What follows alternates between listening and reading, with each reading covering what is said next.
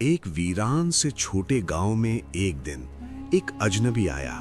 लंबी सफेद दाढ़ी, हाथ में तस्बीह, कंधे पर पुरानी सी चादर और जुबान पर हर वक्त अल्लाह का नाम। वो मस्जिद के बाहर रेत पर बैठ जाता, आने जाने वाले लोगों को रोक कर कहता, दुनिया धोखे की है, सब अल्लाह करो, पर भरोसा रखो। अल्लाह पर भरोसा रखो। उसकी आवाज में मिठास थी, चेहरे पर बनावटी सुकून और बातों में ऐसा असर कि लोग प्रभावित हुए बिना न रह सकें। धीरे धीरे गांव वाले उसे नेक दरवेश समझने लगे। कोई उसके लिए खाना लाता, कोई कपड़े देता, कोई अपनी परेशानी सुनाता। उसी गांव में एक गरीब चरवाहा रहता था। उसकी जिंदगी की सारी कमाई बस एक बकरी थी। वही उसका सहारा थी, वही उसकी उम्मीद। एक दिन दरवेश की नजर उस बकरी पर पड़ी।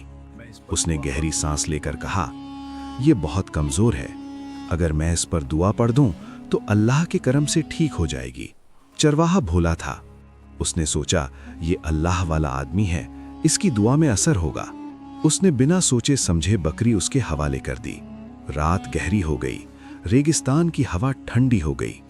मस्जिद के पीछे सन्नाटा पसरा था और उसी सन्नाटे में उस दरवेश ने अपनी असलियत दिखा दी। उसने बकरी को ज़बह कर दिया।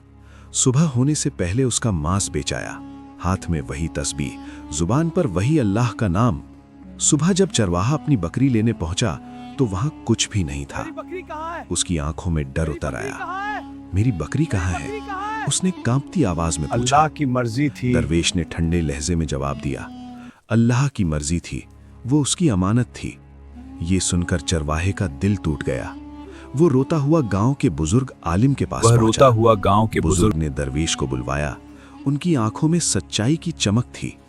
उन्होंने पूछा, क्या तुमने अमानत में खयानत की? दरवेश ने बेपरवाही से कहा, मैं फकीर हूं, जो मिला मेरा हक था। बुजुर्ग की आवाज अब कठोर हो चुकी थी। फकीरी हक लेने का नाम नहीं, फकीरी तो हक छोड़ देने का नाम है। फिर जो अल्लाह का नाम लेकर छल करे, जो नेकी का लिबास पहनकर लालच करे, वो सबसे बड़ा धोखेबाज है। और जो अल्लाह का नाम लेकर छल करे, वो सिर्फ लोगों का नहीं, अपने रब का भी गुनहगार होता है। गांव में सन्नाटा छा गया। लोगों की आंखें खुल चुकी थीं। उन्होंने समझ लिया, हर दाढ़ी वाला नेक नहीं होता, हर तस्बीह वाला सच्चा नहीं होता, और हर अल्लाह का नाम लेने वाला वास्तव में अल्लाह वाला नहीं होता।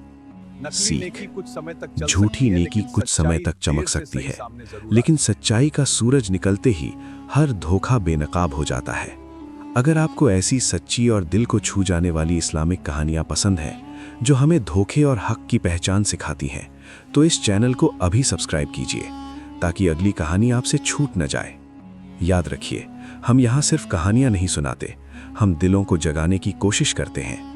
अल्लाह हमें सच पहचानने की समझ दे और हमें दिखावे से बचाए। वीडियो पसंद आए तो लाइक करें, शेयर करें और कमेंट में लिखें, सच्चाई ही असली जो नेकी अल्लाह है। का नाम लेकर छल करे, वो अपने रब का भी गुनहगार होता है।